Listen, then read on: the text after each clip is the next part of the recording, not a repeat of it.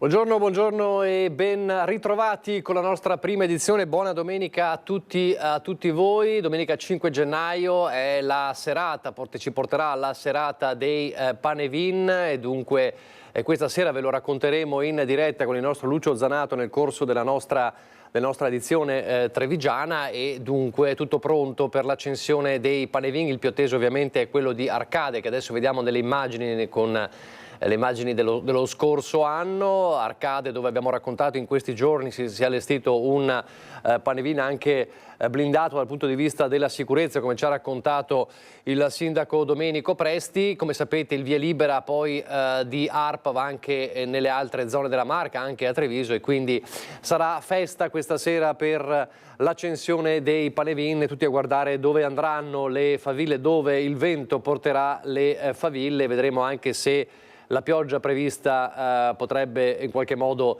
come dire, avere qualche effetto sulle faville e sui Panevin. Dunque questa sera la grande tradizione che ritorna nella Marca trevigiana, e non solo ovviamente, ma in particolare nella Marca trevigiana. Ne parleremo più tardi, e poi ne parleremo, come vi dicevo, stasera quando avremo in diretta il nostro Lucio Zanato, che si troverà ad Asolo alle 19:30 per l'accensione di uno dei tanti Panevin, uno dei più alti a livello di altitudine della Marca. Il Panevin di Arcade è previsto alle 21, come sapete, molto atteso. La cronaca ci porta a Padova, dove ieri sera si sono vissuti attimi di paura. Vedete anche questo video molto emblematico. Un romeno ventenne ha colpito le vetrate del fast food Kentucky Fried Chicken di Galleria Garibaldi a Padova, creando lo scompiglio in piazza, come vedete anche da queste altre immagini di un residente della zona, terrorizzando i presenti che stavano cenando all'interno del locale. Immediato l'allarme al 112, sono arrivate sul posto 6 pattuglie dei carabinieri e 2 militari sono riusciti a bloccare il giovane poco distante all'inizio di via San Fermo. Lo straniero, portato in caserma, è stato denunciato per danneggiamento. Da quanto ricostruito dai carabinieri sembra faccia parte di un gruppo di coetanei che da settimane stazionavano davanti al fast food scoppiando petardi e disturbando i presenti. Più volte erano stati allontanati dai commessi dei locali. Così è successo anche ieri sera, ma poco dopo il romeno, come vedete, è tornato in galleria brandendo un piede di porco e colpendo violentemente la vetrata del locale inaugurato l'estate scorsa verso la metà di luglio. Il 19enne ventenne è stato denunciato dai carabinieri per danneggiamento. Questa è l'immagine un po' del panico che si è scatenato in piazza Garibaldi a Padova ieri sera. E poi ancora la cronaca, perché ieri sera c'è stato l'ennesimo episodio di violenza, l'ennesima rissa che è finita con un 45enne ferito al collo, accoltellato al collo con un coccio di bottiglia. Purtroppo è una dinamica che si sta ripetendo spesso, lo sapete. Il fatto più grave è quello di via Castelmenardo a Treviso, con il 22enne Francesco Favaretto che è morto. In questo caso si trovavano all'esterno del supermercato Prix di Viale Venezia a Conegliano, scoppiata una violenta lite tra stranieri, al termine della quale un uomo di 45 anni è stato ferito al collo con una bottiglia rotta, un copione appunto che si ripete. Non solo Treviso via Castelmenardo, ma anche Ponte della Priula, lo ricorderete, la sera dell'ultimo dell'anno. Un gruppo di uomini, pari di origine tutte nordafricane, tra 4 persone che da un paio d'ore sostavano all'esterno di un supermercato alterati dall'alcol, e poco prima delle 20 le urla si sono trasformate in grida. Non è chiaro cosa sia successo di preciso per innescare tale violenza, ma gli stranieri all'esterno del market hanno iniziato a picchiarsi. Uno di questi è stato ferito al collo con il coccio di una bottiglia di birra rotta, che sono stati poi trovati i cocci disseminati in zona. Sul posto sono arrivati i carabinieri di Conegliano, un'ambulanza e un'automedica del SUE 118 che ha portato l'uomo, visto la gravità della ferita e la zona della gravità della ferita al collo, ancora una volta portato al Cafoncello di Treviso. È ricoverato in gravi condizioni e fortunatamente non in pericolo di vita. Quindi ennesimo episodio di violenza nella Marca. Episodio di violenza che si era consumato la notte di Capodanno a Jesolo. Cos'era successo? Un gruppo di giovanissimi, anche minorenni, che avevano preso di mira un giovane e alla sua richiesta di lasciarlo in pace lo hanno pestato. Ebbene, il commissariato di Jesolo ha individuato questi giovanissimi e per loro è scattato il DASPO urbano. 3 fogli di via obbligatori per la durata complessiva di 6 anni dal comune di Jesolo e 2 DASPO Willy per la stessa durata, cioè 6 anni, emessi a carico dei minori presenti. E quanto deciso dal questore di Venezia, Gaetano Bonaccorso, nei confronti dei 5 teppisti della Baby Gang che la notte di Capodanno a Jesolo ha aggredito brutalmente un coetaneo dopo averlo prima immobilizzato e poi preso a pugni in faccia soltanto perché il ragazzino chiedeva di essere lasciato in pace. Il plauso del sindaco Christopher De Zotti per le misure restrittive adottate dal questore. Ringrazio il questore per i provvedimenti che ha messo in atto e che vanno a sanare l'unica situazione isolata che si è verificata a Capodanno, un Capodanno che altrimenti sarebbe stato assolutamente tranquillo nella città di Jesolo. Bene i provvedimenti perché continuano a rafforzare il messaggio che vogliono andare tutti assieme con le forze dell'ordine e come città, di dire che chi viene a Jesolo per fare confusione o per violare la legge non è benvenuto e non resta impunito. I 5 bulli considerati a vario titolo socialmente pericolosi e per questo 3 di loro, cioè i maggiorenni, non potranno mettere piede in città per complessivi 6 anni, vale a dire 2 anni a testa, mentre sarà interdetto l'accesso a tutti i locali della Movida di Jesolo per 6 anni ai 2 minorenni, cioè per 3 anni ciascuno. Ancora la cronaca dalla pagina del sito di Treviso Today, zie e nipote bloccate dal freddo recuperati dal soccorso alpino. Vediamo cosa è successo nel pomeriggio di ieri. Il soccorso alpino di Asiago è stato attivato per 3 escursionisti trevigiani infreddoliti lungo il tragitto innevato verso il bivacco in zona Campi Lussi ad Asiago. I 2 zii, un 33enne di Masere e un 45enne di Montebelluna e il loro nipote 17enne erano partiti alle 10:30 di sabato mattina, cioè di ieri mattina, da Campomulo con l'intenzione di raggiungere la struttura e bivaccare. Durante la camminata però si sono attardati, il ragazzo ha iniziato a lamentare freddo soprattutto ai piedi e dunque 2 adulti hanno deciso di non procedere oltre, si sono fermati in prossimità della chiesetta del Lozze per chiedere aiuto nel rientro. Indirizzati dai soccorritori verso un punto più agevole per il recupero, i 3 si sono incamminati verso il rifugio Moline dove si sono dirette 2 squadre partite in motoslitta da Campomulo. Una volta raggiunti, i soccorritori hanno imbarcato zia e nipote, che era fortunatamente solo molto infreddolito, e li hanno raccompagnati alla loro auto alle 19 circa di ieri sera. Tutti nella zona di Montebelluna e di Masere. Restiamo nella Marca trevigiana. Venerdì prossimo, disposta l'autopsia sul corpicino della bimba di poco più di 1 anno e mezzo di Montebelluna che è morta ieri dopo 5 giorni di agonia. Un arresto cardiaco nel lettino dove dormiva lunedì scorso. Ieri appunto la tragedia, la notizia della morte della piccola. Ieri dalle 7 alle 6-7 loro hanno detto che lei non viva. Le speranze si sono spente nel tardo pomeriggio, infine durante la notte sono state staccate le macchine. È morta all'ospedale di Padova la piccola Lavenda Aituaye Odiode, la bambina di 1 anno e 7 mesi di Montebelluna trovata lunedì mattina dalla mamma in arresto cardiaco nel lettino in seguito a una probabile apnea notturna. Quando lei ha svegliato per prendere la bambina, per andare in ospedale, lei ha trovato che la bimba non respira, abbiamo chiamato l'ambulanza, loro hanno venuto per vedere che cosa è successo, anche quando loro hanno venuto loro hanno fatto qualcosa, loro poi fanno. Prima andiamo in Padova con l'elicottero. Le condizioni della bambina erano da subito state giudicate disperate. Per i genitori, la piccola, nata prematura, non aveva dato segno prima di quella drammatica mattina di star male, a parte un raffreddore. Pediatra, ma lui ha detto che lei non ha qualcosa solo il raffreddore. Lui ha detto che per fare la risorsa sono solo così. Lavenda era la terza figlia di David Odiode, operaio di 41 anni di origini nigeriane, dipendente di un'azienda della zona, e della moglie Emersi di 33. La coppia è a Montebelluna dal 2016. I 2 fratellini maggiori hanno 5 e 3 anni. La morte della piccola ha sconvolto i vicini di casa di via Trevignano. È proprio un grandissimo dispiacere, noi siamo proprio sconvolti perché questa cosa qua, vedere sti bambini piccolini che erano qui così e sapere che sta bambina non c'è più, siamo proprio distrutti. Abbiamo sperato per giorni nel miracolo, purtroppo non è stato così, quindi non ci resta che abbracciare con tutta la nostra benevolenza la famiglia, sono cose veramente spezzano il cuore. Così il sindaco Bordin. Il vice sindaco di Montebelluna Claudio Borgia ha fatto visita ai genitori. La famiglia è seguita e sostenuta dai servizi sociali comunali per l'accudimento dei bambini. Papa David ha fatto sapere di voler celebrare i funerali e seppellire qui Lavenda. È sicuramente un gesto, devo dire, bellissimo per il territorio, dimostrazione che da noi l'integrazione funziona. La Procura della Repubblica ha aperto un fascicolo sulla morte della bambina, così da consentire tutti gli accertamenti utili a far luce sull'improvvisa tragedia che ha colpito la famiglia Odiode.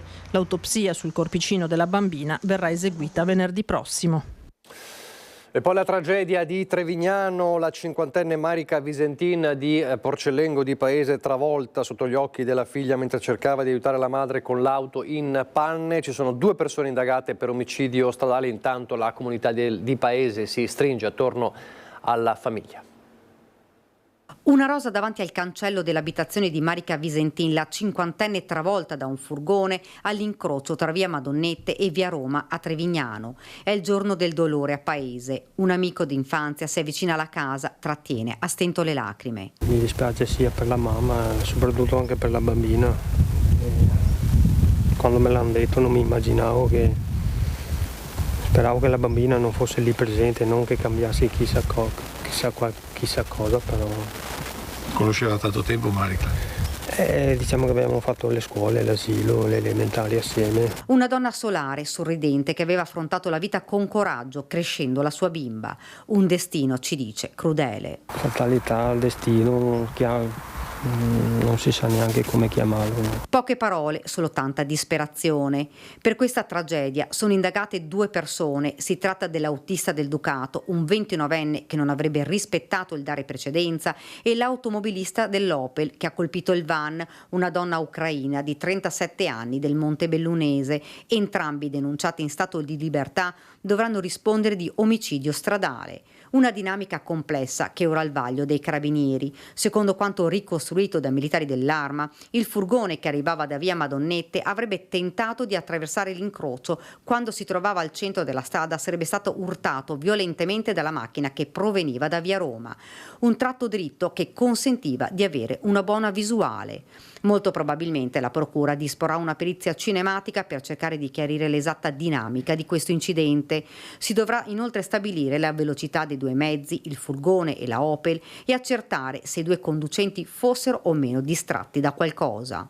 Uno schianto tremendo che ha fatto perdere il controllo al 29enne che dopo un test a coda è andato a schiantarsi contro le 2 auto parcheggiate sulla laterale via Madonnette, travolgendo Marica Visentin.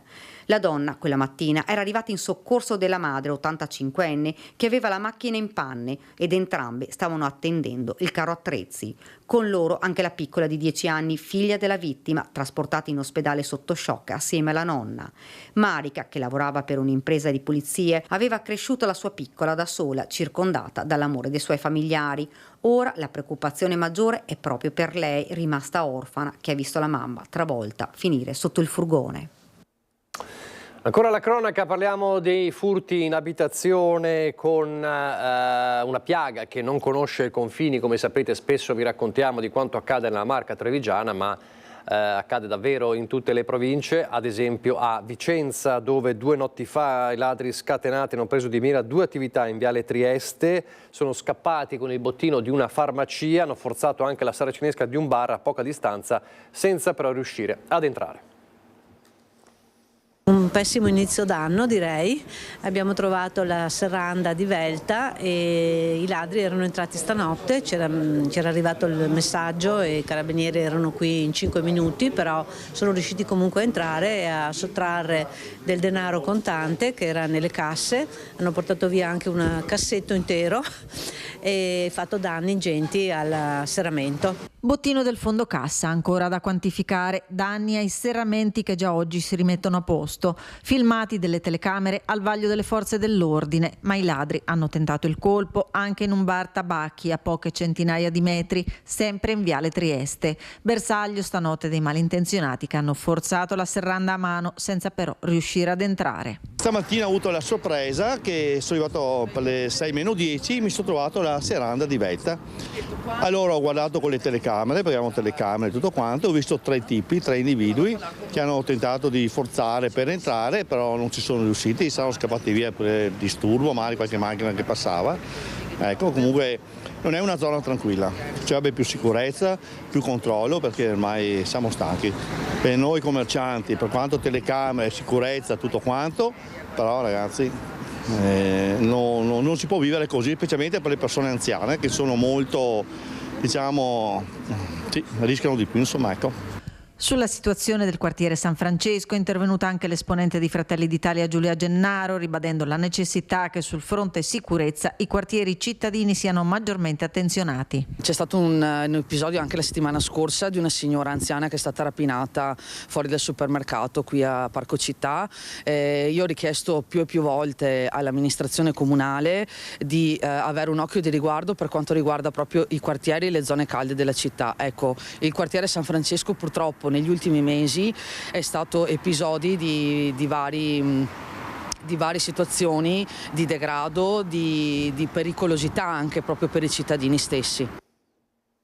Le violenze sui sanitari a casa convalescente dopo i colpi ricevuti dall'esagitato che ha seminato il panico in pronto soccorso, lo ricorderete, parla Emiliano Rocco, l'operatore sociosanitario dell'ospedale di Abano Terme, un caso di questi giorni che ha fatto scalpore. Il giovane ha fermato il giovane violento che stava prendendo a pugni un vigilante. Sentiamo cosa ci ha detto. Non sono un eroe, sono un classico ragazzo con una famiglia bellissima. A me piace il mio lavoro, lo faccio con dedizione. Non vuole essere chiamato eroe Emiliano Rocco, l'operatore sociosanitario della casa di cura di Abano Terme, che la notte tra il 2 e il 3 gennaio è riuscito a fermare un esagitato che stava aggredendo un vigilante se si stava per scagliare contro medici e pazienti del pronto soccorso. È stata proprio una frazione di secondo, il mio istinto mi ha portato a pensare chi era lì presente come paziente, ai miei colleghi, a quello che poteva succedere. Pochi minuti sembrati eterni, il 24enne nordafricano, bloccato poco prima dai carabinieri alla stazione delle Terme con dell'hashish, era in ospedale ad Abano perché a causa degli stupefacenti si era sentito male, ma una volta in pronto soccorso ha cominciato ad agitarsi e ad essere violento. Emiliano Rocco ha bloccato il giovane mentre stava afferrando alle spalle il vigilante, si è rimediato anche lui, colpi alla spalla, la prognosi è di 15 giorni. Durante il Covid eravamo degli eroi e adesso non lo siamo più. Questa è la realtà delle cose. E la gente è stanca, la gente quando arriva in pronto soccorso vede il troppo tempo, anche se magari troppo tempo non è, perché noi stiamo lì a dare il massimo sempre. Fortunatamente non ci sono state conseguenze, il 24enne è stato fermato in tempo, ma le aggressioni verso i sanitari sono frequenti. Voglio ringraziare ovviamente i colleghi che mi hanno dato supporto, e veramente quando hanno visto che la situazione stava per peggiorare sono venuto in aiuto, e voglio ringraziare le forze dell'ordine perché sono state veramente efficienti. Ora il riposo a casa e l'affetto della famiglia e dei suoi 2 bambini, per il quale, a prescindere da quello che ha fatto la scorsa notte, resta sempre un eroe. Il figlio è abbracciato e mi ha detto: papà, posso inviare le foto, posso parlare di te, che c'è il mio eroe, me l'ha detto ieri sera. Restiamo nel Padovano, a Mestrino, un uomo torna sotto casa della ex compagna nonostante il divieto di avvicinamento e viene arrestato. Arrestato mentre stava appostato davanti alla casa dell'ex compagna nonostante avesse un provvedimento di divieto di avvicinamento. Un 37enne romeno è stato arrestato dai carabinieri a Mestrino. L'uomo era stato notato in strada dall'ex fidanzata che, spaventata, ha subito contattato i militari. La pattuglia arrivata sul posto ha trovato l'uomo seduto in auto. È stato identificato e arrestato. Il giudice ha convalidato l'arresto e a seguito del patteggiamento il 37enne romeno è stato condannato a 4 mesi di reclusione. A Belluno adesso aveva in casa un vero e proprio market della droga tra hashish e marijuana, anche oltre un etto di ecstasy in cristalli. Parliamo di un 25enne incensurato arrestato dalla squadra mobile di Belluno. Indagini lampo, arresto in flagranza per un giovane bellunese poco più che 25enne accusato di detenzione ai fini di spaccio di droga. Gli uomini dell'antidroga della squadra mobile di Belluno lo tenevano d'occhio da un po' perché non era passato inosservato l'insolito via vai dall'appartamento che il ragazzo condivideva con la fidanzata. Il blitz la notte della vigilia di San Silvestro. Deteneva quasi 1 chilo di hashish, ma soprattutto 107 grammi di MDMA in cristalli. È una droga un po' di nicchia, sicuramente meno comune dell'hashish, tipica del consumo all'interno di rave e feste particolari. 107 grammi di ecstasy, 9 panetti di hashish per un peso di quasi 9 etti, marijuana oltre a caffeina, aminoacidi e creatina usati per il taglio, 4 bilancini elettronici e numerose bustine pronte per confezionare la sostanza da vendere al dettaglio sono stati sequestrati dalla squadra mobile che nell'appartamento hanno trovato una cassaforte a muro chiusa con combinazione nella quale il 25enne aveva custodito 15.200 euro in contanti che si presume essere provento di spaccio. Sostanza decisamente poco comune per la piazza bellunese, l'ecstasy in cristalli, che normalmente si trova in commercio sotto forma di pasticche colorate. Sicuramente l'attività della sezione ha avuto un incremento in questo periodo, appunto anche visto il periodo natalizio, delle festività, eccetera, dove presumibilmente il consumo cresceva. E il riscontro è stato positivo. Il 25enne incensurato è stato arrestato in flagranza in una cella del carcere di Baldenica, trascorso 2 giorni. Giovedì la misura chiesta dal PM Fabris è stata convalidata dal GIP del Tribunale di Belluno che ha disposto l'arresto domiciliare. Nessun provvedimento a carico della fidanzata del ragazzo, ma le indagini proseguono. Inibizione, euforia, psichedelia, gli effetti post-assunzione di ecstasy. È uno stupefacente diffuso su generazioni più giovani sicuramente. Il nostro sequestro è di sostanze in cristalli, no? Quindi può essere facilmente scambiata per altro da parte di una persona che non lo conosce. Ancora la cronaca, resta in gravi condizioni all'ospedale Cafoncello di Treviso il 50enne escursionista di Padova, precipitato ieri per una ventina di metri dalla ferrata Col dei Boss a Cortina. L'uomo è ruzzolato sul ghiaione sottostante, avrebbe riportato traumi alla testa e al bacino. L'incidente ieri mattina alle 9:30, a lanciare l'allarme la compagna che si trovava con lui. Secondo la testimonianza della donna, il 50enne è precipitato nel tentativo di riprendere un guanto che gli era caduto e per questo aveva iniziato a calarsi dopo essersi assicurato uno spuntone di roccia, ma all'improvviso la corda si è sfilata e l'uomo è precipitato. Come dicevamo, resta in gravissime condizioni all'ospedale Cafoncello di Treviso. La scorsa notte paura in un'abitazione di via Martiri di Belfiore a Vicenza per l'incendio all'interno appunto di una persona, di un'abitazione al primo piano di una casa affiancata. Fortunatamente nessuna persona è rimasta ferita. I vigili del fuoco arrivati da Vicenza con un'autopompa, l'autoscala e 7 operatori sono riusciti a circoscrivere le fiamme alla sola camera da letto, evitando un incendio quindi generalizzato di tutta la casa. Operazioni di soccorso terminate alle 6 di questa mattina. Ben più devastante invece l'incendio che abbiamo raccontato ieri, che ha rischiato di distruggere un intero borgo nel bellunese, a Voltago a Gordino. Rivediamo allora quelle immagini e sentiamo le voci. Madonna, oddio mio, oddio!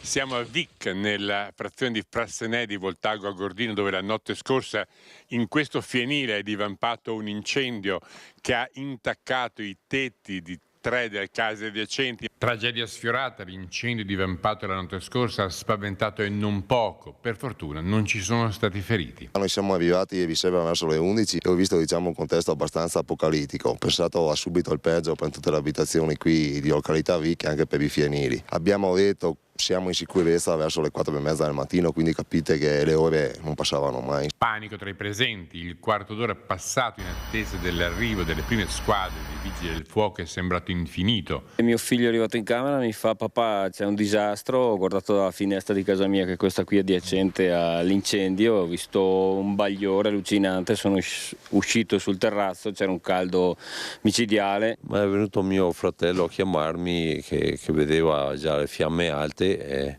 praticamente l'incendio è partito da questo fienile che vediamo qui sotto. Ho preso in mano l'estintore e ho cercato di andare nella casa perché sapevo che ci abitavano 4 persone, ho cercato di andare a vedere se erano uscite o se erano ancora dentro. L'inferno? L'inferno, sì, perché cosa fai? Ti senti impotente di fronte a fiamme alte ai 15 metri, cosa fai? Inizialmente in via Prudenziale sono state evacuate una trentina di persone. Noi ieri appena siamo arrivati abbiamo evacuato circa 25 persone. Alle 5 di mattina erano rientrate tutte le persone più o meno delle abitazioni che non erano state interessate alle fiamme, mentre abbiamo una situazione allo stato attuale che in questa abitazione ci sono insomma una famiglia di 4 persone con 2 minori e questi sono residenti stabili durante tutto l'arco dell'anno, mentre qui sotto ci sono 2 famiglie di seconda casa e quelli questa sera torneranno insomma nel loro comune di residenza. In una decina sono stati ospitati da parenti e amici e solo 3 hanno preferito dormire nelle scuole elementari attrezzate per fare fronte all'emergenza risoltasi grazie all'intervento di vigili del fuoco effettivi e volontari di Agordo, Belluno, Caprile, Cosaldo e Canale d'Agordo. E come ho detto anche quei 30 cittadini che hanno fatto la differenza anche loro. Grazie di cuore davvero a tutti per il supporto. Le operazioni di verifica di eventuali focolai sono proseguite per tutta la mattinata, mentre venivano anche effettuate le operazioni di bonifica e di messa in sicurezza degli immobili, poi posti sotto sequestro per approfondire le cause dell'incendio. Tra le ipotesi ci potrebbe essere il malfunzionamento di una caldaia per il riscaldamento o un cortocircuito elettrico. La fortuna ha voluto che non ci fosse vento e che le fiamme siano divampate quando la gente era ancora sveglia, dando così immediatamente l'allarme. E la comunità di Voltago Agordino è mobilitata per aiutare la famiglia che nell'incendio della notte di 2 notti fa ha perduto la casa e con essa tutti i suoi averi. Alle offerte di ospitalità nel pomeriggio si è aggiunta l'attivazione di una raccolta fondi promossa dal comune di Voltago e dalla parrocchia di Frassenè, alla quale si può partecipare versando un'offerta sul conto corrente gestito dal parroco Don Fabiano. Le informazioni di dettaglio possono essere reperite nel sito www.parrocchiedelpoi.it e in quello della diocesi www.chiesadibellunofeltre.it. Adesso noi andiamo velocemente in pubblicità, torneremo a parlare di Treviso con i nostri ospiti, ripartiremo ovviamente dal tema sicurezza.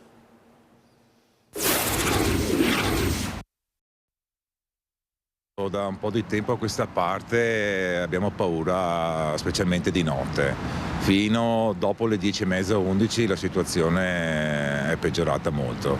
Considerazioni da chi osserva quotidianamente cosa succede davanti alla stazione di Treviso e lungo via Roma. E la rissa di venerdì sera è quasi quotidianità per chi da decenni manda avanti il proprio bar proprio in zona. Succede dopo che magari sono andati via le forze dell'ordine, sembra quasi che si mettono d'accordo, ci troviamo dopo quando non ci sono più e ce le diamo di santa ragione. Ed è quello che è successo venerdì sera verso le 19:30 con i carabinieri che hanno fermato 5 giovani tra i 18 e i 22 anni in quello che sarebbe stato uno scontro tra bande di ragazzi di seconda generazione. I 5 fermati infatti provengono da famiglie egiziane che avrebbero avuto un alterco per futili motivi con dei coetanei magrebini. E l'orario conferma una richiesta che gli esercenti della zona chiedono al sindaco e al prefetto. Io occorrerebbe un presidio 24 ore. Non c'è niente da fare, loro quando vedono che non ci sono più le forze dell'ordine fanno quello che non dovrebbero fare. Una presenza non solo stanziale vicino alla sfera, come accade nel pomeriggio del sabato e dei festivi, ma anche a ridosso della stazione, dove le transenne del cantiere infinito nascondono la visuale alle forze dell'ordine, permettendo a sbandati e malintenzionati di agire impuniti. Anche l'altra sera un mio collega ha chiamato la polizia, c'erano dei magrebini che stavano spaccando le biciclette, poi sono entrati qui nel cantiere. E dopo gira sempre gente malfidata. Abbiamo paura, ci chiudiamo dentro la notte. Loro lo sanno, appena vanno via comincia il movimento. Sono anche invadenti, vengono qua, ti chiedono di fare una corsa, noi o ci pagano prima e non andiamo, e anche l'altra sera ho dovuto chiamare la polizia perché erano in 4 qui, ho dovuto mettere in moto e andare via perché non mi lasciavano stare. Allora anche i tassisti chiedono un presidio H24 in quella zona, la zona di Treviso più calda. Siamo di nuovo in diretta perché dalla sicurezza ripartiamo per vedere quali sono le sfide del 2025 in città a Treviso. Ce ne sono tante, ma ovviamente partiamo da quello della sicurezza. E allora grazie per essere con noi e buona domenica. Questo non è il titolo in onda giusto, lo dico alla regia, a Mattia Pizzaia e a Tony Paul. Stefano Pelloni, capogruppo del Partito Democratico, buongiorno, buona domenica. Buongiorno, buona domenica e buon anno a tutti i telespettatori. E Cristian Scavon, capogruppo della Lega. Buongiorno, benvenuti e buon anno a tutti. Allora, intanto come sono andate le feste? Bene. Avete resistito alla tentazione del cibo? No, non ho resistito da buon goloso che sono. Mentre Pelloni, che è uno sportivo, insomma, ne è uscito meglio. Diciamo che faccio sport per poter anch'io mangiare abbondantemente, però insomma. Allora, la prima sfida del 2025 è tornare in forma, ok, benissimo. Buon proposito. Però noi adesso parliamo di quello che accade invece in città. Allora, ci sono tante cose da dire. Partiamo dalla sicurezza, perché è un tema di queste settimane e di questi giorni. Ovviamente c'è sempre il caso di via Castelmenardo che resta insomma come emblematico, ma non è l'unico. Allora, notizie di stampa di oggi, il Ministero, il sottosegretario Molteni che dice a Mario Conte sì a 100 agenti in più, i soldati di Strade Sicure resteranno. Quindi una risposta alle richieste urgenti di Conte di questi giorni. Schiavon, basterà questa soluzione? Serve altro? Ma basterà, intanto c'è qualcosa che sta muovendo e penso che la politica nazionale e anche quella locale si sia resa conto che c'è bisogno di un pugno di ferro contro fenomeni obiettivamente che negli ultimi anni stanno accelerando un grado di violenza giovanile che è fuori controllo, non c'è a volte neanche una risposta a quello che accade. Ben venga che Piantedosi abbia dato anche l'ok, insomma, e mi pare di aver capito anche che verrà in città, insomma, perché probabilmente il fenomeno è sentito. Diciamo che questi 100 agenti che arriveranno andranno a sostituire magari tutte le persone che giustamente sono andate in pensione e amplieranno anche la forza di presidio sul territorio. È brutto parlare di presidio, ma se questa è la soluzione, a questo punto ben venga, perché dopo anni di episodi che sembrano non avere un fermo, andiamo avanti con il bastone e la carotta a questo punto. Pelloni. Devo dire che è una situazione senza precedenti in città. Treviso è sempre stata abituata a caratterizzarsi per una serenità, una tranquillità, una pace che appunto la distingueva rispetto anche alle realtà più complesse del nord-est o del nord Italia, insomma, la vicina Mestre oppure Padova, insomma. Treviso è sempre stata caratterizzata da un controllo anche sociale, anche del territorio ben diverso, e questo ce lo raccontano i cittadini, perché esiste un tema anche nei quartieri, soprattutto a nord, nei quartieri limitrofi dietro la stazione, San Zeno o San Liberale. Esiste un tema sia nei quartieri che in centro storico, è una cosa senza precedenti e quindi io penso che si debba parlare di una vera allarme sociale e di sicurezza. Dico entrambe perché io penso che questo provvedimento, per quanto buono, per quanto utile, perché sicuramente avere una maggior presenza delle forze dell'ordine, che ringrazio per il loro lavoro quotidiano e spesso mettono in pericolo la loro stessa incolumità, è importante la presenza sul territorio, però non è sufficiente. I fatti di via Castelmenardo, l'accoltellamento di quel ragazzo 22enne italiano che pare spacciasse droga, ci dicono una cosa, che quei ragazzi si trovavano in Piazza Borsa, c'è stato il presidio fisso delle forze dell'ordine in Piazza Borsa e si sono spostati in Piazza Pio X, dove i residenti e i commercianti dell'area ci segnalavano già da mesi una situazione, o meglio segnalavano all'amministrazione comunale e alle forze dell'ordine già da mesi una situazione davvero fuori controllo. Ecco allora che solo con un approccio di repressione, per quanto importante nel breve termine possa essere, non si risolve davvero la situazione. Io penso che per troppo tempo nel nostro paese, ma penso anche nella nostra azienda ULSS ad esempio, si parli molto poco nelle scuole di dipendenze con i ragazzi, con i minori, di dipendenze da alcol, da sostanze stupefacenti, si faccia troppo poco per l'integrazione delle cosiddette seconde generazioni.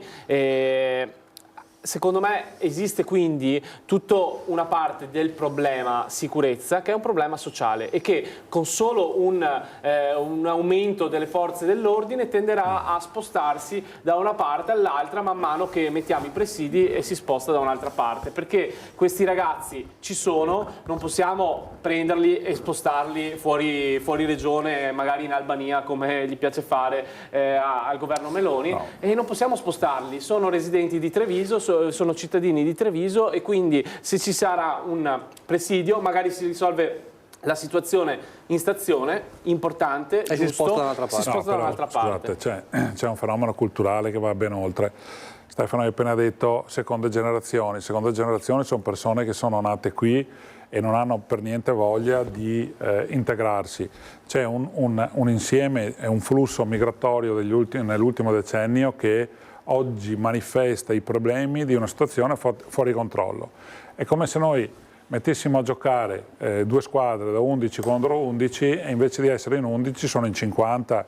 Cioè, questo decennio ha portato una cultura e una mancanza di regole che esplode oggi. Le seconde generazioni, che siano a Treviso, Mestre, Padova, Milano, ma a Milano sono stato un mese fa, era una cosa indecorosa, a Mestre è davvero. Concordiamo che la dimensione e delle criticità è un po' diversa fra Milano però e Treviso. Il concetto è che nel DNA di certe persone sembra che ci sia innata la violenza, ci siano culture e mancanza di rispetto delle nostre regole. Loro non hanno voglia di adeguarsi perché le seconde generazioni, come hai appena detto te, fanno questo. Ma non è vero, io non l'ho detto, calma, io non l'ho detto. E quando parliamo di... e non fanno altro che social, violenza, cioè è nel loro il ragazzo accoltellato era trevigiano, perfettamente trevigiano, quindi e i ragazzi che erano con loro, erano alcuni e gli altri 10?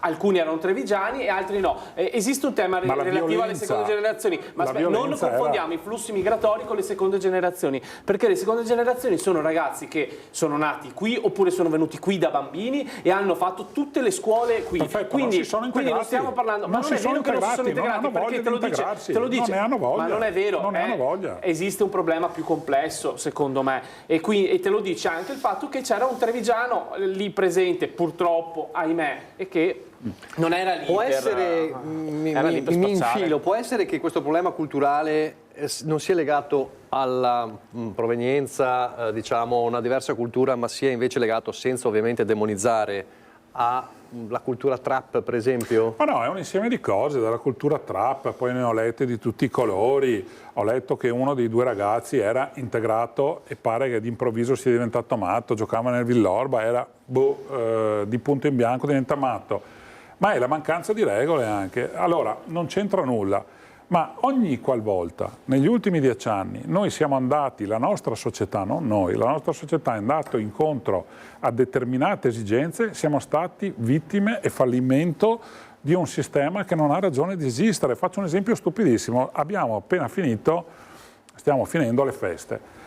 Ma in quale paese vieti il crocifisso, il presepe, per dare sempre modo agli altri di non irritarli?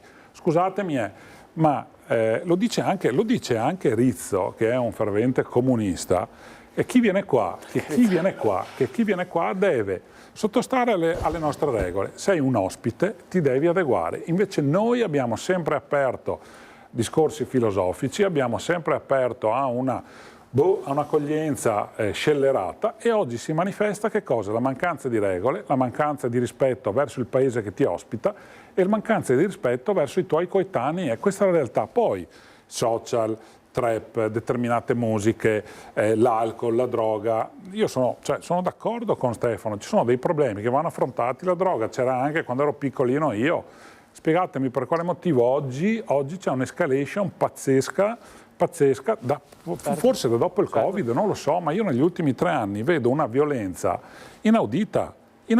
Allora, quindi questo è il disagio, no? Secondo me esiste, ha perfettamente detto nell'ultima riflessione che ha fatto il consigliere Schiavon. Secondo me esiste un tema che quando lui era piccolino, ma anche negli anni 90 esistevano le droghe, sì, esisteva la musica rap, esisteva e non era meno violenta della musica trap, quindi io non ne farei tanto un tema di... Stefano, no. La musica rap si sparavano negli Stati Uniti con la musica rap, cioè i testi di Eminem non è che sono dei testi pacifisti. Io dall'America voglio importare la libertà, non le pistole, insomma. No, appunto, però ti dico che non era, secondo me, solo un tema musicale, perché appunto i messaggi violenti all'interno della musica c'erano anche con la musica rap, quindi non è solo questo il tema. Guardate che è qui invece che durante tutti gli anni 90 sì c'era un problema di droghe, sì si moriva con l'eroina, sì si moriva con altre droghe, ma c'era la prevenzione. Le aziende sanitarie, i comuni facevano la prevenzione. Adesso sui temi della prevenzione, sulle sostanze psicotrope, sul gioco d'azzardo, perché esiste un tema di gioco d'azzardo con minori sempre più giovani che sono sempre più dipendenti dal gioco d'azzardo online, dal telefono cellulare, dall'alcol, dalle droghe sintetiche legali o non, nuove o non. Esiste un tema, la prevenzione non si fa più perché non ci sono più i finanziamenti per la prevenzione, perché abbiamo una sanità che è talmente in crisi che trova solo il modo per finanziare come può le urgenze, ma tutto il tema del sociosanitario, delle dipendenze, dei casi sociali non si fa più, e non facendo prevenzione questi sono i risultati. Non è tanto l'immigrazione senza regole, perché io penso che sia solo la punta dell'iceberg di un disagio che esiste, ma che sfocia nella violenza, ma per la mancanza di prevenzione. 30 anni fa, io potrei anche seguirti nel ragionamento, ma 30 anni fa non c'erano tutte queste migliaia di balordi che oggi per sopravvivere, non so, devono delinquere. Non vengono per lavorare, vengono, si accomodano tranquillamente nei centri di accoglienza, poi spariscono e vanno a delinquere. Questo è una forma mentis che va cambiata. In Italia si viene se vuoi fare un percorso di vita adeguato, come facevano i nostri emigranti negli anni bui della nostra economia veneta, invece qua arrivano e vanno tutti a delinquere. Negli anni 90 noi avevamo migliaia di balordi in giro, a Treviso non c'erano tutti questi balordi. Tra l'altro avevamo i nostri problemi, li abbiamo amplificati, decuplicati. Perché? Perché gente che non ha niente da perdere, perché arriva da situazioni forse peggiori, perché hanno trovato poi un terreno facile, perché non gli succede niente, parliamoci chiaro anche, non gli succede niente. Allora concorderai che il tema dell'immigrazione, che secondo me non c'entra con il tema del disagio giovanile, perché non quando parliamo delle cosiddette, è un tema che mi fa schifo, baby gang, quando parliamo di questo non c'entra con l'immigrazione, perché sono tutti ragazzi che hanno studiato alle scuole elementari, alle scuole medie, alle scuole superiori da noi, cioè quindi non esiste il tema dell'immigrazione. C'è una cultura, ho capito, ma è una cultura che nasce nelle nostre scuole e nei nostri quartieri. Non si può estirpare, diciamo. No, ma non dobbiamo confondere i piani del problema migratorio, che se volete possiamo parlarne e stare qui un'altra ora a parlare del problema migratorio, ma se diamo le stesse risposte a due problemi diversi, il disagio giovanile e il problema migratorio sono tanti e sono tutti fuori controllo. Certo, ma perché? Perché dobbiamo governare i processi migratori. Abbiamo un'industria, Veneto ci dice che ha bisogno di flussi perché ha bisogno di lavoratori. Allora proviamo a governare questo processo. Lo dice anche l'Inps questo, per amor di Dio. Proviamo a governare questo processo. Il problema è un altro. Se noi è un problema di leggi, è un problema di una quantità fuori controllo di persone che vanno solo a delinquere. Loro vengono, diamogli un lavoro allora, proviamo a dargli un lavoro. Allora, perché... no, scusami, c'è qualcosa che non mi torna allora. Perché? Perché se l'industria veneta dice che c'è bisogno di forza lavorativa, non mi pare che questi si facciano il culo per andare a cercare ma non è vero, tu non conosci, vai a parlare con il gestore della caserma Serena e ti dice che tutti gli ospiti della caserma Serena dopo un'ora hanno tutti lavoro, perché c'è la fila di aziende fuori dalla caserma Serena. Bene, allora, che li ospita, solo che sai qual è il problema? Che il Salvini ha messo l'obbligo a 6.000 euro, per cui se tu guadagni più di 6.000 euro sei fuori dalle caserme, tu trovi una casa con 6.000 euro di reddito, io non penso, e allora vanno tutti a dormire, certo, infatti è una legge talmente assurda, che dopo sono tutti in nero, dove vanno a lavorare per 6.000 euro? Torniamo sulla questione sicurezza.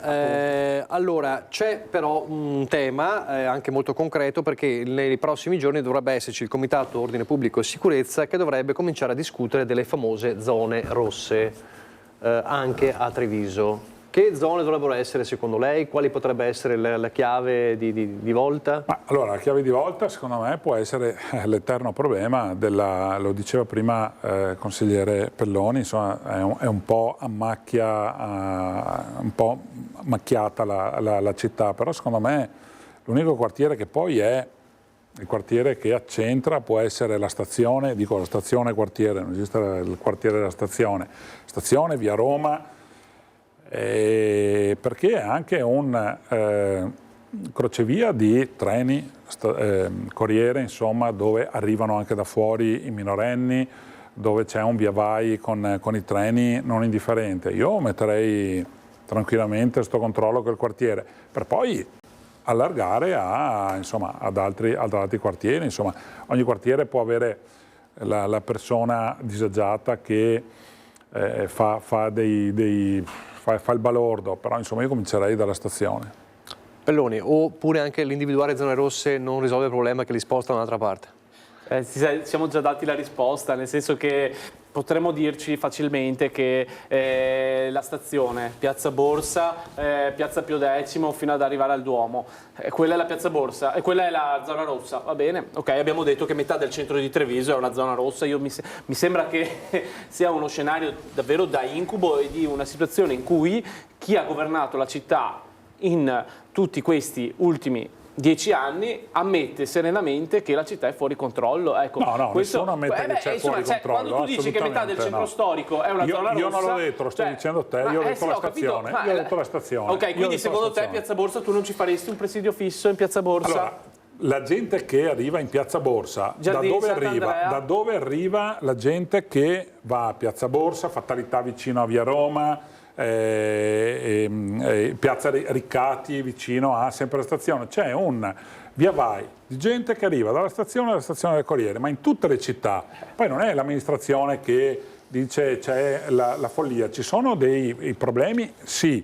Io personalmente partirei dalla stazione e utilizzerei anche l'uso delle regole, aumenterei l'uso delle regole a livello nazionale, insomma, perché uno che sbaglia deve pagare. È inutile che continuiamo a dirci facciamo presidi fissi, perché se io uno spacciatore lo prendo oggi e il pomeriggio è già fuori, a posto siamo. Cosa abbiamo risolto? Abbiamo risolto niente, e questa è una concezione nazionale di un buonismo che non ha senso di essere.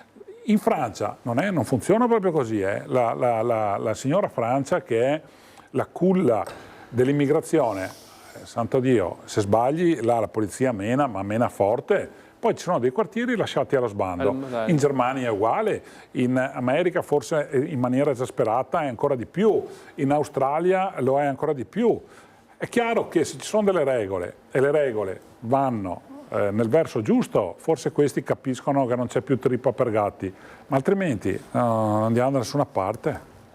Allora, non sarà una zona rossa a livello di sicurezza, ma una zona rossa a livello di polemiche, la piazza di Piazza Vittoria. Allora, introduciamo un altro tema. Il 2025 sarà un anno, lo diceva anche nel bilancio di fine anno il sindaco Conte, di ancora cantieri che vanno avanti, sono tanti progetti. Fra poco ne parliamo, però vorrei partire da qui. Dovrebbe essere l'anno in cui si va al vedo su Park Vittoria. Allora, io, contrariamente a Stefano, mi permetto di dirgli Stefano, insomma, sono meno, come si dice, ufficiale. Sarei anche a favore di un parcheggio in Piazza Vittoria, anche perché ci sono degli studi di geologi, insomma, ci sono persone competenti che hanno detto che l'opera si può fare. È una città che ha bisogno di maturare una serie di opere affinché poi anche l'avvento dell'università proprio lì adiacente a Piazza Vittoria dia uno slancio a parcheggi, a mobilità, a zone pedonali che stanno via via arrivando. Quindi io ben venga, il problema è che arrivino le risposte affinché o parta o non parta. Conte ha detto che insomma si deciderà a breve e c'è anche ovviamente disposti a fare un passo indietro nel caso che si veda che non c'è tempo per gatti. Se non ci sono le condizioni, che cosa ci possiamo fare? Pelloni. Mi sembra che di fronte a un progetto di una tale importanza, perché stiamo parlando di una concessione da diversi milioni di euro che durerà 60 anni, quindi è un progetto che cambierà radicalmente l'immagine di Treviso. L'idea è si naviga a vista. Il sindaco aveva annunciato che le ruspe sarebbero partite alla fine dell'anno scolastico 2023, quindi a giugno, dovevano partire scorso, 6 mesi fa, e non sappiamo ancora se la sovrintendenza ci darà le autorizzazioni. Allora secondo me, io sono contrarissimo al progetto di Park Vittoria, non perché sia contrario a realizzare dei parcheggi, questa città ha bisogno di parcheggi, però io penso che ci siano delle soluzioni più sostenibili dal punto di vista economico, finanziario, e da un punto di vista anche di come ci immaginiamo la mobilità e la fruibilità del centro storico pedonalizzato. Io penso che ad esempio ci siano delle aree che saranno abbandonate, l'ex Siamici ad esempio, la stazione delle Corriere che si sposterà vicino alla stazione, che futuro avrà? L'immobile delle Poste accanto alla stazione, che futuro avrà? Allora ci sono questi immobili che sono o saranno vuoti, ma perché non sfruttiamo quelli per realizzare dei progetti di parcheggi magari non interrati, che sono, diciamo così, insostenibili e sono davvero immutabili per il futuro, ma realizzando dei silos fuori terra. Ecco, perché non ci convinciamo che quella sia una soluzione migliore e più sostenibile anche dal punto di vista economico? Ma economico non costa niente la città, è tutto a carico di Parcheggi Italia. Sì, certo, dire, e anche per la manutenzione per 60 anni. Certo, andiamo a assolutamente. portargli ma quei frutti, ma non è che Parcheggi Italia è il buon samaritano che si becca tutti i costi, certo.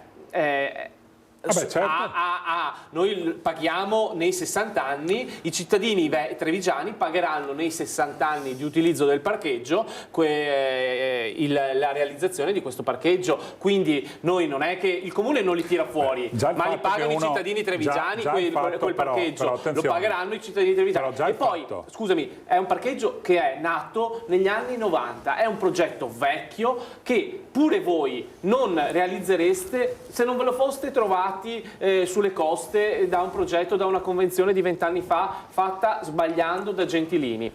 Allora, su questo lo stesso Gobbo poi dopo non ci ha creduto, tanto che siamo arrivati fino a oggi. Io penso che davvero avremo la possibilità di fermare le auto nell'immediata prossimità del centro storico e pedonalizzare il centro storico di Treviso come stanno facendo tutte le città moderne. Noi invece siamo i più belli di tutti e realizziamo un parcheggio da 450 posti auto nell'immediato centro storico, quindi non so, noi siamo i più intelligenti di tutti, mentre gli altri sono più stupidi probabilmente. Insomma. Ci sono tutte le città che sono stupide allora, perché io invito li hanno realizzati 20 anni fa, tutti a girare, anche Bologna ha sventrato Piazza 8 Agosto, quindi con il Reno accanto, quindi voglio dire.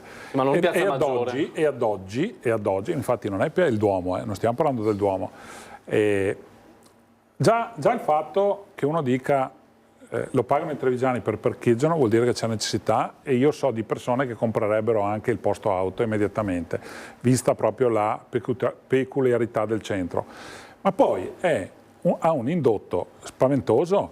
Non dimentichiamo che sopravviene una piazza verde usufruibile, quindi può diventare semipedonale, una piazza che oggi ha puro cemento. Quindi io voglio dire, non sono spaventato dei costi perché è tutto a carico di Parcheggi Italia. Nascono nuove opportunità. La Siamic, attenzione, non è comunale, è di proprietà privata. Lì può nascere un bellissimo, personalmente ho un sogno, sarebbe bellissimo, un bellissimo parco commerciale dove poi avrebbero anche i parcheggi a disposizione. Quindi da cosa nasce cosa? Da difficoltà nascono opportunità. Io credo che indipendentemente dalla difficoltà o meno di realizzare il progetto sia un progetto incredibile. 450 posti sono buoni, non risolveranno magari tutti i problemi della viabilità in centro, però è il primo tassello.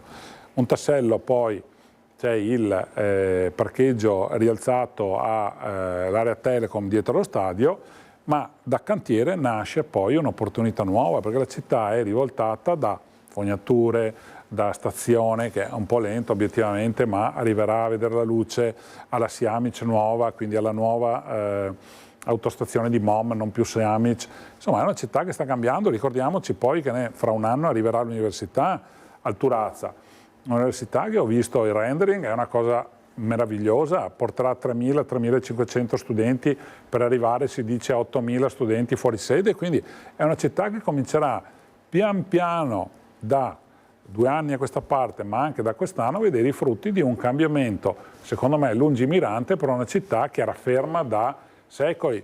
Io sto girando parecchio ultimamente e sono contento. Io vedo una cosa che avevamo a Treviso, la cecità della politica di 50 anni fa è stata quella di elevare i tram.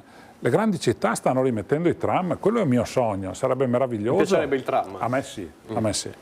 Però purtroppo non abbiamo forse le risorse. Anche a me. Io penso che sarebbe molto più interessante investire non su un progetto faraonico ma superato come Park Vittoria, ma su un tram. Su un tram l'amministrazione avrebbe tutto il mio sostegno, ma sono sicuro anche della minoranza, perché il tram in tutte le città intanto permette un utilizzo veloce degli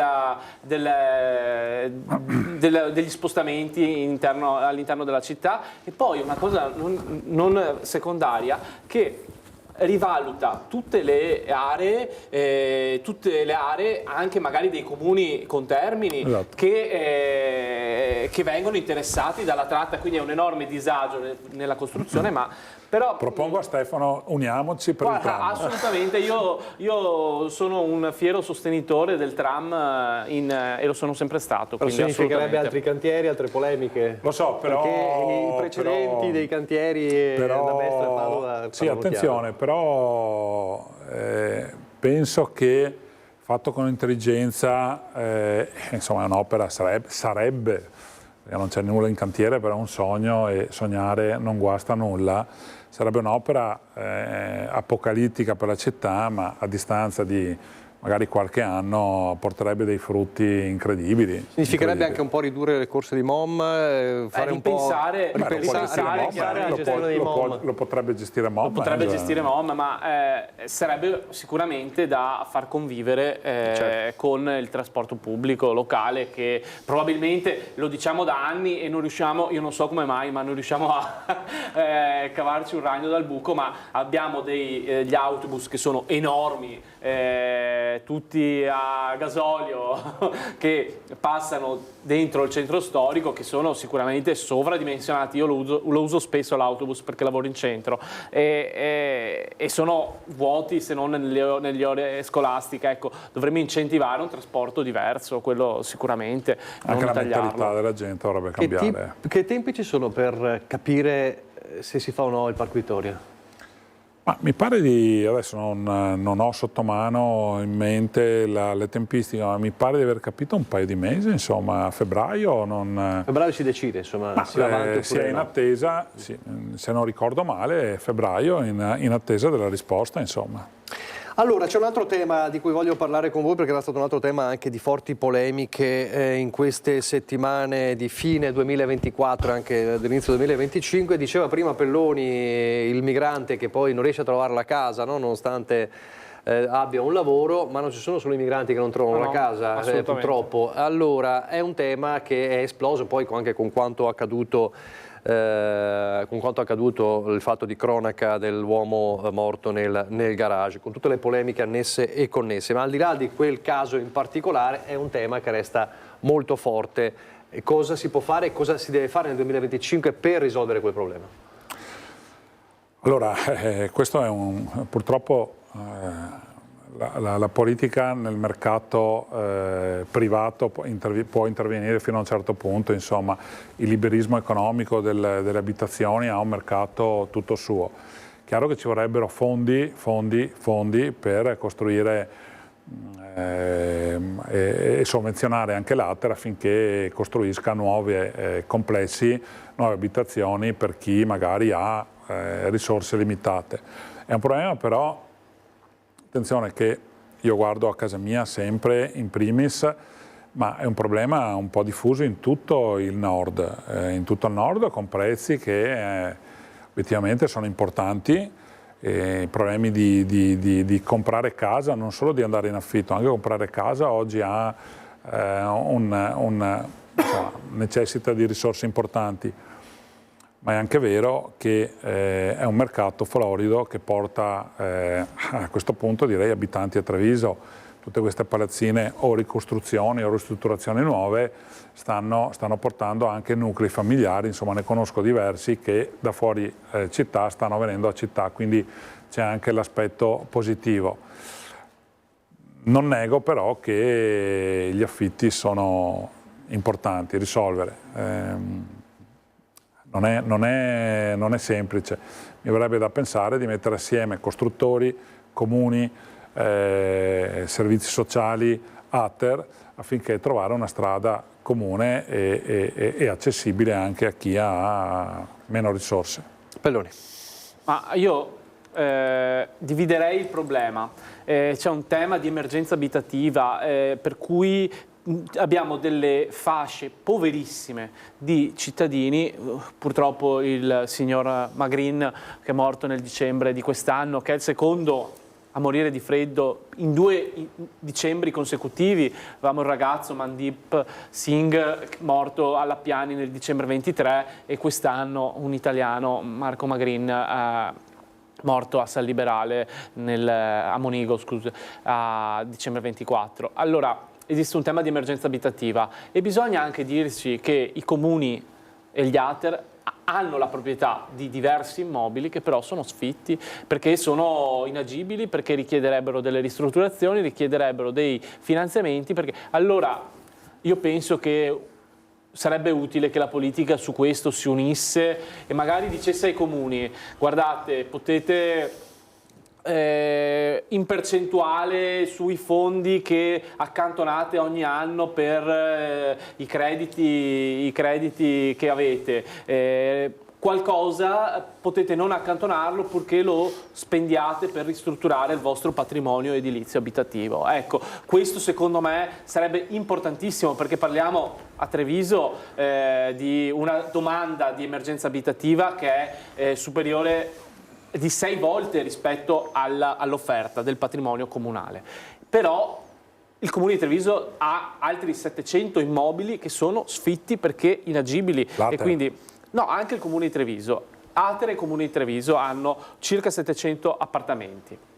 Allora, questa è una prima cosa. La seconda cosa è che esiste un tema di affitti che riguarda non le fasce poverissime, ma le fasce medie, un ceto medio che non ha abbastanza soldi per comprarsi una casa, perché oggi le case hanno costi esorbitanti, ma hanno abbastanza soldi per permettersi di andare in affitto, e questi non riescono a trovare, ad avere accesso al mercato dell'affitto perché è congelato. Allora, da un lato serve che magari il comune si faccia garanzia con i piccoli proprietari che non vogliono mettere in affitto A Treviso le case in affitto sono le case sfitte di privati sono 6.000 e sono vuote perché i privati hanno paura di mandare dentro delle persone che poi dopo non pagano più e diventa un costo.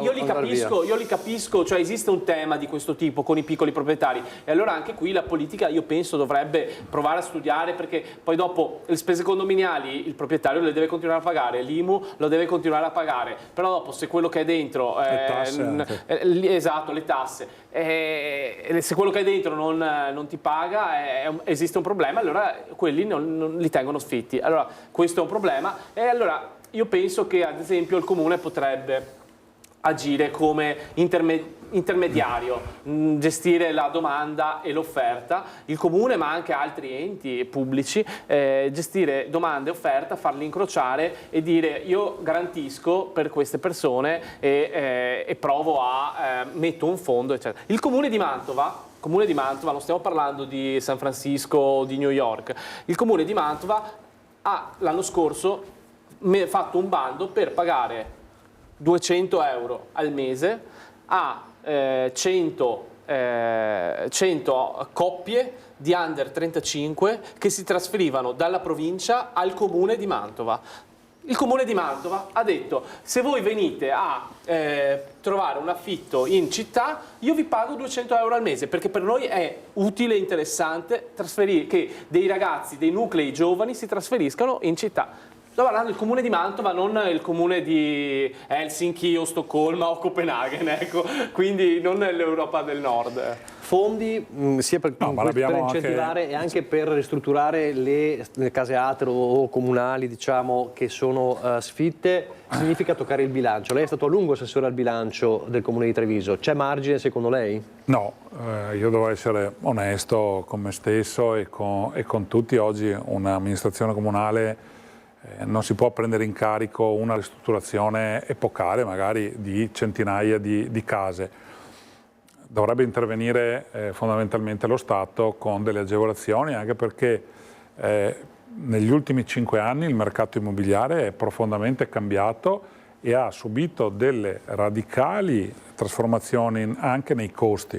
Oggi ristrutturare casa si parla di 2.000, 1.500, 2.000 euro al metro. Insomma, sono cifre veramente importanti. Se si vuole risolvere un problema, 1, 2, 3 appartamenti, sicuramente il Comune può farsi anche carico, come fa tuttora negli appartamenti di proprietà. Il problema nasce se ho centinaia di immobili a cui metterci mano, che alla fine si farebbe prima a buttarli giù e a rifarle nuove, un po' quello che sta avvenendo con i piani PNRR, anche con Ater, dove vengono buttate giù delle palazzine e vengono sostituite da costruzioni nuove. È un problema serio, ma è un problema serio che secondo me coinvolge tutto il Paese ed è un problema che andrebbe affrontato a livello nazionale, mettendo, indipendentemente anche in questo momento dalla difficoltà di trovare affitto o meno, un freno o quantomeno capire come mai il bonus 110, che è stata secondo me una sciagura per questo Paese, perché non è andato ad aiutare chi ne aveva bisogno, ma forse è andato ad aiutare proprio chi non ne aveva bisogno, ha fatto impennare costi di case e di ristrutturazioni. E quindi è un settore, un ambito che deve, ripeto, come dicevo prima, far sedere a un tavolo piccoli proprietari, perché diceva giustamente Stefano poco fa, insomma, se uno dopo non mi paga, le bollette devo pagarle io, le spese condominiali devo pagarle io, l'IMU e le tasse devo pagarle io, quindi anche i proprietari devono essere tutelati, non solo nel non pagare quello che non devono pagare, ma anche nella certezza che se io do uno sfratto non passino dei mesi. Magari io potrei anche ipotizzare una riduzione dell'IMU, per quanto possa essere esiguo come risparmio, o una riduzione anche delle tasse. È vero che c'è la cedolare secca, però finché ci siano dei parametri di affitto per giovani coppie, per magari famiglie monoreddito o per anziani, ma qui deve intervenire anche lo Stato su una tassazione e redditi personali dove debbano coinvolgere domanda e offerta. Allora, prima di liberare i miei ospiti, lasciarli alle libagioni, sempre però con una accortezza ormai, con l'accortezza. Domani vado a correre con si Stefano. dice sempre così. No, lui va in bicicletta però, anche in montagna. Allora, passeggiate, dai Stefano. Andiamo sulla politica in senso stretto. Allora chiedo a Mattia Pizzai e Tony Paul se mi fate sentire il Mario Conte, sentito qualche giorno fa. Come sapete c'è in questi giorni questa fuga in avanti un po' della Lega, un po' sui giornali, sulla stampa, si torna a parlare delle regionali e si torna a dire il Veneto, la Lega senza il Veneto sparisce, quindi è necessario che sia un candidato della Lega e potrebbe anche essere, visto che ormai l'ipotesi di Zaia, terzo o quarto mandato fate voi, è tramontata definitivamente. Colpa di De Luca, no? E così pare, perché non Mario Conte ad esempio? Allora sentite cosa ha detto ai nostri microfoni qualche giorno fa. Credo che sia ancora abbastanza prematuro, nel senso che non sappiamo ancora quando andremo a votare, se nel 2025 o nel 2026. Io continuo a custodire ancora il sogno che possa essere ancora il nostro presidente Zaia il candidato alla presidenza del Veneto, perché se lo merita, perché i veneti lo apprezzano, lo stimano, ha lavorato bene e perché dovrebbe dare continuità. Se così non sarà, apriremo una riflessione interna alla coalizione, ma soprattutto interna al nostro partito, perché l'obiettivo è quello di correre in coalizione, perché dove il centrodestra unito si presenta unito dimostra di saper amministrare bene e vince. Se però non ci saranno le condizioni, la Lega ha dimostrato, grazie alla presenza di tanti amministratori, di poter fare anche la corsa solitaria, però lì apriremo degli altri tipi di ragionamenti all'interno del nostro partito, ma con grande serenità. Io oggi sono chiamato a portare avanti le tematiche che vedono protagonista la città di Treviso, dai cantieri alla sicurezza, alla città universitaria, insomma siamo molto impegnati su questi fronti che sono molto pratici. Poi per il futuro vedremo un po' più avanti, però intanto mi lusinga, no, che venga accostato il mio nome a quel ruolo così importante. Sindaco, ma se ci fosse la possibilità, e sembra che sia così, del suo nome come Presidente della Regione, lei cosa risponderebbe? Ma io credo che a chiunque verrà chiesto la risposta sarà sicuramente positiva, e quindi dovessero chiedermelo a me ovviamente non mi tirerei indietro. È altrettanto vero che la fortuna di militare nella Lega è che ci sono davvero tante persone che sono capaci e in grado di ricoprire quel ruolo, a partire dal presidente Zaia, però penso agli assessori regionali, consiglieri regionali, tanti sindaci, i parlamentari, insomma c'è davvero un esercito di persone che potrebbe ricoprire quel ruolo, e sono convinto che a chiunque verrà chiesto la risposta sarà affermativa, compreso il sottoscritto ovviamente. Allora, così Conte, nel frattempo oggi il ministro per i rapporti con il Parlamento Ciriani ha detto: Salvini vuole far slittare il voto 2026, non capisco su quali basi giuridiche, insomma, quindi si discute anche su quello. Velocemente vi chiedo, Mario Conte lo vedrebbe bene in regione, che accade se si candida e lascia Treviso? Allora, la riflessione è che dovesse essere lui, insomma sono solamente orgoglioso, visto che lo conosco e ho fatto un percorso con lui. Non sono scelte che spettano a me, comunque sono, come diceva poco fa nell'intervista Mario, Sindaco Conte, è prematuro. Però questo è anche uno stimolo a far vedere anche che è una città e un'amministrazione che ha funzionato bene, perché se il suo nome gira vuol dire che Treviso ha un certo peso sia di immagine che di opere e fatti concreti negli ultimi 7 anni oramai di amministrazione Conte. Ripeto, non spetta a me, insomma, però insomma, di tempo e carte ne gireranno parecchie. Però ormai ci siamo, fra poco. Pelloni?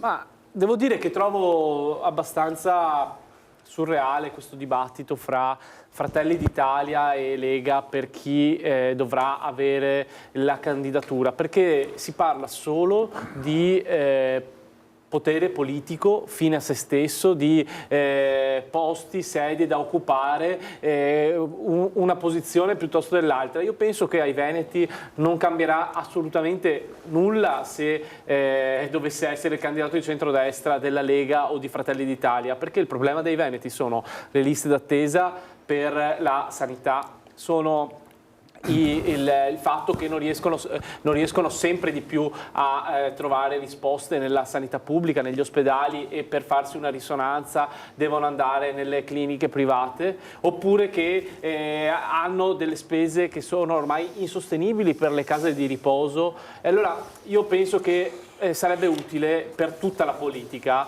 e poi dopo ci lamentiamo se poca gente va a votare, ma se il dibattito sulle elezioni regionali è solo no, lo prende la Lega perché senza il Veneto la Lega non esiste, ma chi se ne frega se esiste la Lega o non esiste la Lega, con tutto il rispetto, ma non direi neanche mai che il PD non esiste se non governa l'Emilia Romagna o se non governa il Veneto. Proviamo a discutere di quali sono i problemi dei veneti e proviamo a risolverli, questa sì è la priorità. Chiudiamo con... Ma io insomma capisco il gioco delle parti, però chi se ne frega assolutamente no, perché la Lega con l'attuale governatore ha gestito benissimo secondo me la regione. La sanità non sarà impeccabile, però da 1 a 100 io do tranquillamente 99,9, tanto sta che siamo meta ambita di tante regioni che non hanno la possibilità di curarsi e vengono da noi. C'è stato un problema magari di liste d'attesa, come già detto dal DG Benazzi tempo fa, nel post-Covid, oggi si sta riallineando tutto. È un mondo che cura milioni di persone, è una politica che riversa fondi importanti nella sanità.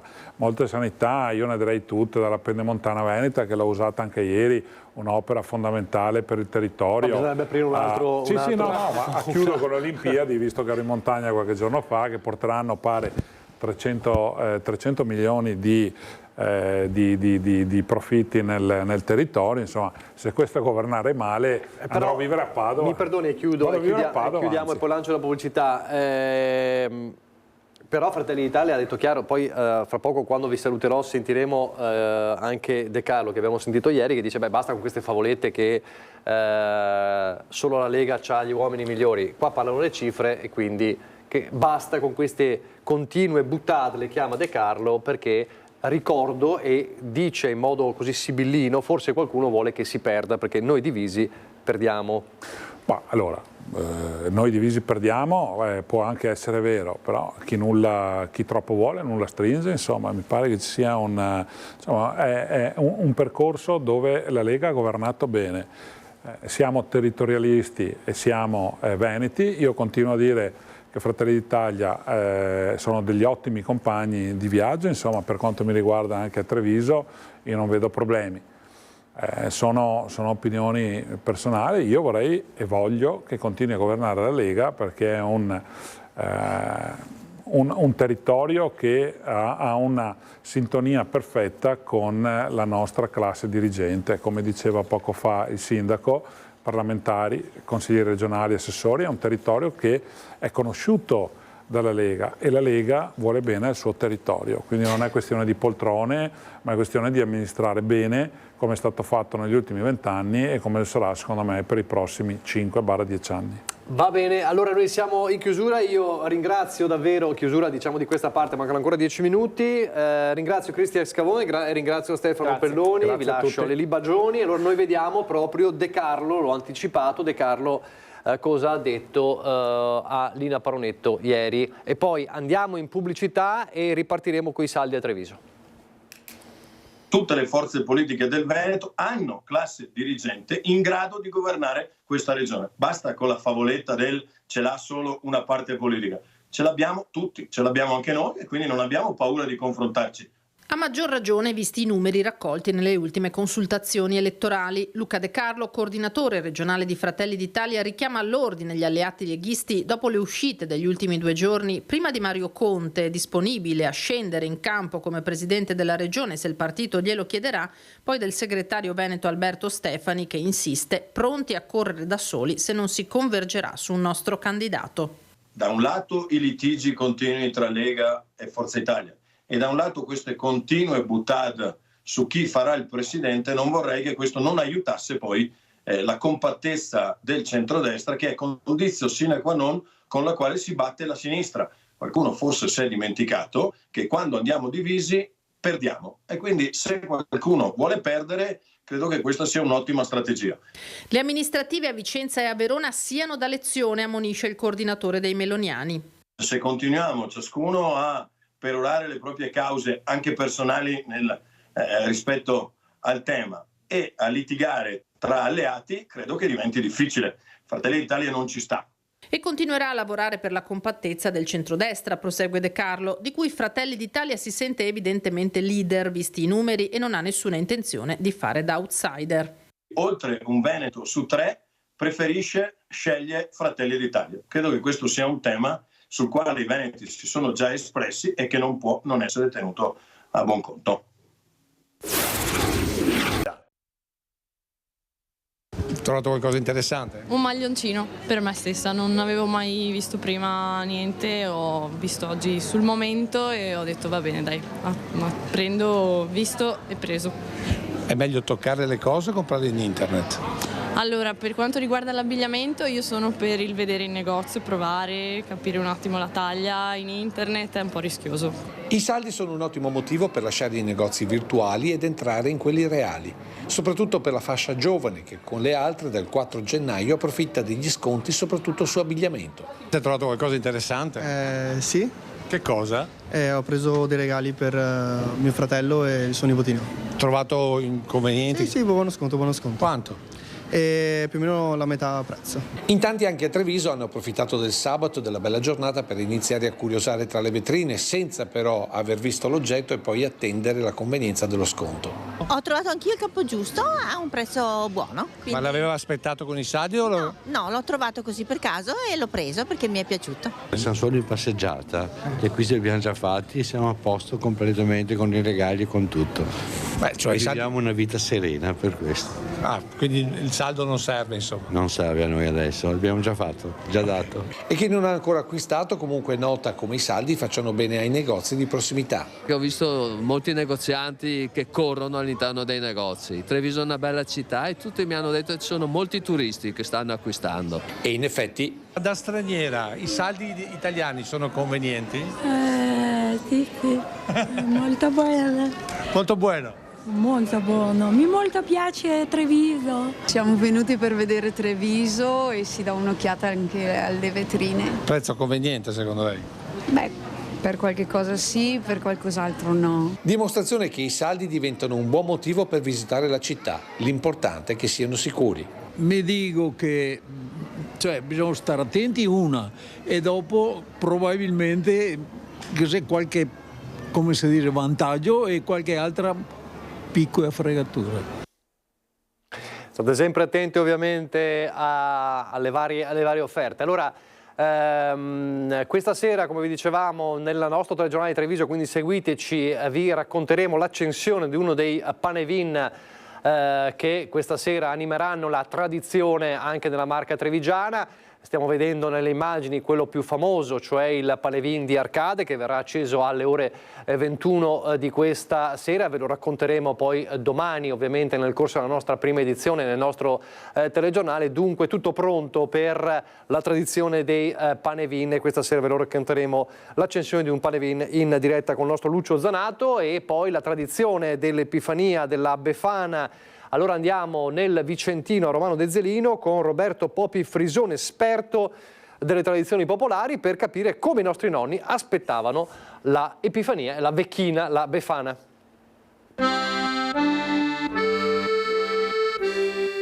Arriva la Befana e noi dobbiamo accoglierla come rito agrario comanda, con il falò. E infatti se brucia vecchia si brucia l'anno vecchio per far posto all'ingresso dell'anno nuovo. E pensate, c'è addirittura una maschera antropomorfa nella Val di Zoldo che meglio rappresenta forse questa immagine di una vecchia che porta sulla schiena, sulla gerla, un bambino. Il nuovo anno, e per bruciare si utilizzavano tutto quello che era di scarto di quel periodo di una volta, tra legna, scarta e forse anche qualche mobile vecchio. Ma l'importanza del fuoco era perché si chiamava raccolta tutta la comunità e soprattutto ci si stringeva attorno a questa pira e poi mentre terminava si iniziava a mangiare i dolci. Come nel caso nostro poteva essere la puttana o la pinza del Trevigiano, ma nella Val Brenta producono ancora i popi di Astriga, della Befana, e questo qui riproduce la forma di un ragazzo scanzonato con la mano in testa e l'altra che la tiene sulla tasca e le gambe divaricate, ma ricreavano la forma anche della Befana e di una scaletta che la Befana utilizzava per salire sui tetti.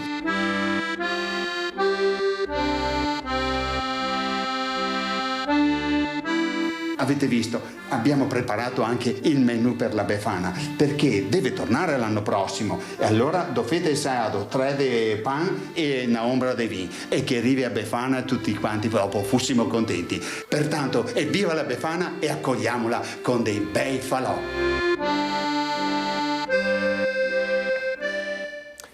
E con queste immagini e con la fame che ci è salita vedendo le prelibatezze della tradizione ci salutiamo, vi lascio al meteo, grazie per averci seguito. Vi dico cosa c'è subito dopo di noi, c'è dopo il meteo il film Il segreto di Vera Drake, un bel film inglese di Mike Leigh. Arrivederci.